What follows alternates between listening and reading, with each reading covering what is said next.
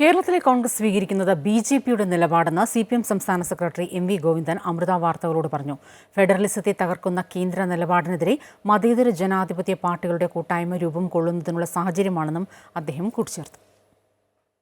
കേന്ദ്ര അവഗണനയ്ക്കെതിരെ കേരളം ഡൽഹിയിൽ വളരെ വലിയ പ്രതിഷേധ സമരം മുഖ്യമന്ത്രിയുടെ നേതൃത്വത്തിൽ സംഘടിപ്പിക്കുകയാണ്. സി.പി.എം സംസ്ഥാന സെക്രട്ടറി എം.വി. ഗോവിന്ദൻ ഈ സമരത്തെക്കുറിച്ച് പറയുന്നതിനായി അമൃത വാർത്തകൾക്കൊപ്പം ചേരുകയാണ്.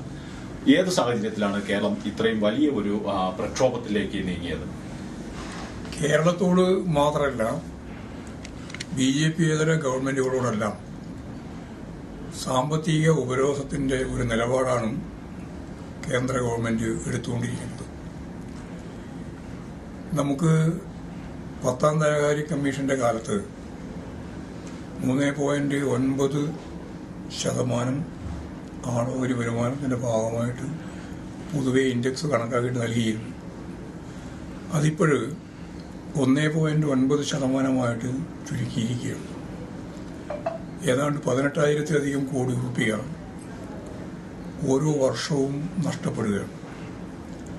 റവന്യൂ കമ്മിയുടെ ഭാഗമായിട്ടും ഇതേപോലെ കഴിഞ്ഞ പ്രാവശ്യം വരെ നൽകിയിരുന്ന 8,000-12,000 കോടി രൂപ ഇപ്രാവശ്യം തരാതിരിക്കുകയാണ്.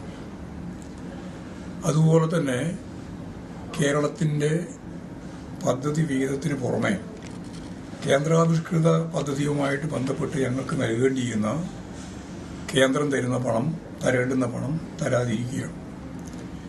1,07,500 കോടി രൂപയാണ് കഴിഞ്ഞ 7 കൊല്ലത്തിനിടയിൽ കേന്ദ്ര ഗവൺമെന്റ് ഇതുപോലെ പിടിച്ചുവെച്ചത്.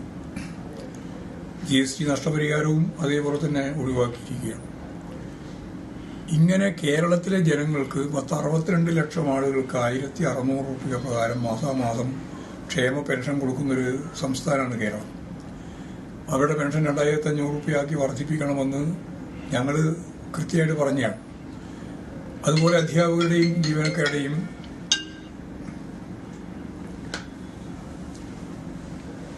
കുടിശ്ശികയായിട്ടുള്ള DA അതും കൊടുക്കാൻ സാധിക്കുന്നില്ല.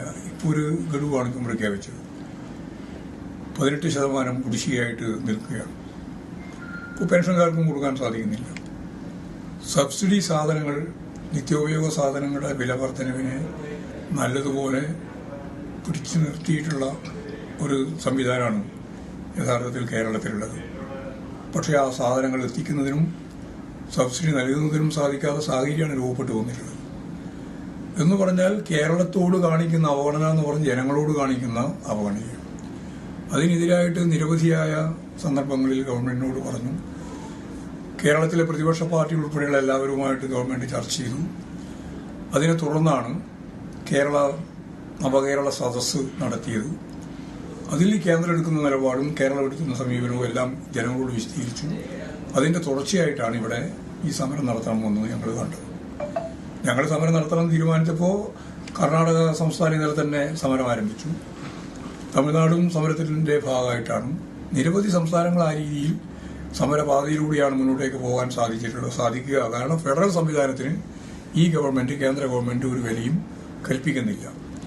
എന്തോ ഒരു ആനുകൂല്യം അവർ തരുന്നത് പോലെയാണ് പറഞ്ഞുകൊണ്ടിരിക്കുന്നത്. ഒരു ആനുകൂല്യമല്ല. കേരളത്തിൽ കിട്ടേണ്ടുന്ന വിവിധ സംസ്ഥാനങ്ങൾ കിട്ടേണ്ടുന്ന ആനുകൂല്യങ്ങളെ പറ്റിയാണ് പറഞ്ഞുകൊണ്ടിരിക്കുന്നത്. അത് ലഭിക്കുന്നില്ല എന്നുള്ളതാണ് ഏറ്റവും വലിയ പ്രശ്നം. അതിനെതിരായിട്ടുള്ള സമരമാണ് ശക്തിയായിട്ട് നടത്താൻ തീരുമാനിച്ചത്. അപ്പോൾ ഈ ഒരു സാഹചര്യത്തിൽ പ്രത്യേകിച്ച് ഫെഡറലിസം വലിയ വെല്ലുവിളി നേരിടുകയാണ്. അതൊരു പുതിയ ജനാധിപത്യ മതേതര കൂട്ടായ്മയ്ക്കുള്ള തുടക്കം കൂടിയാകുന്നു. തീർച്ചയായിട്ടും ആ രീതിയിൽ. കാരണം ഇത് മുദ്രാവാക്യം രൂപപ്പെടുന്നത് അനുഭവത്തിന്റെ വെളിച്ചത്തിലാണ്.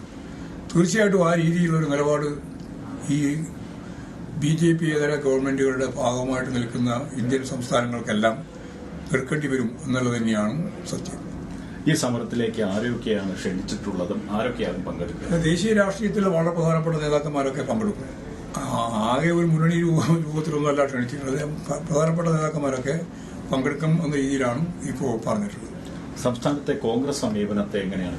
കോൺഗ്രസ് അവിടെ പ്രഖ്യാപിച്ചത് CPM ആണ് ഞങ്ങളുടെ ഒന്നാമത്തെ ശത്രു എന്നാണ്. BJP പ്രഖ്യാപിച്ചത് ഞങ്ങളുടെ ഒന്നാമത്തെ ശത്രു CPM ആണെന്നാണ്. അപ്പോൾ ആ രണ്ട് വിഭാഗവും ചേർന്ന് CPM-നെതിരായിട്ടും ഇടതുപക്ഷ മുന്നണി ഗവൺമെന്റിനെതിരായിട്ടും അതിന്റെ നേതൃത്വത്തിലുള്ള മുഖ്യമന്ത്രിക്കെതിരായിട്ടുള്ള കള്ളപ്രചാര വേല അതുപോലെ തന്നെ നിരന്തരമായിട്ടുള്ള പ്രശ്നങ്ങൾ ഉണ്ടായിക്കൊണ്ടിരിക്കുകയാണ്. അവര് ഒരു മൃദു ഹിന്ദുത്വ നിലപാട് സ്വീകരിച്ച് BJPയോടൊപ്പം ചേരുകയാണ്. ഇതാണ് നില. കേന്ദ്ര അവഗണനയ്ക്കെതിരെയുള്ള സമരം അതൊരു ജനാധിപത്യ മതേതരത്വ കൂട്ടായ്മയ്ക്ക് രൂപം നൽകും. ഒപ്പം തന്നെ കോൺഗ്രസ് കേരളത്തിൽ സ്വീകരിക്കുന്നത് BJPയുടെ നിലപാടാണെന്നും CPM സംസ്ഥാന സെക്രട്ടറി MV ഗോവിന്ദൻ പറഞ്ഞു. ഡൽഹിയിൽ നിന്ന് ക്യാമറാമാൻ കെനി ഗ്രേഷ്യസിനൊപ്പം ആദർശ് തുളസീധരൻ, അമൃത ന്യൂസ്.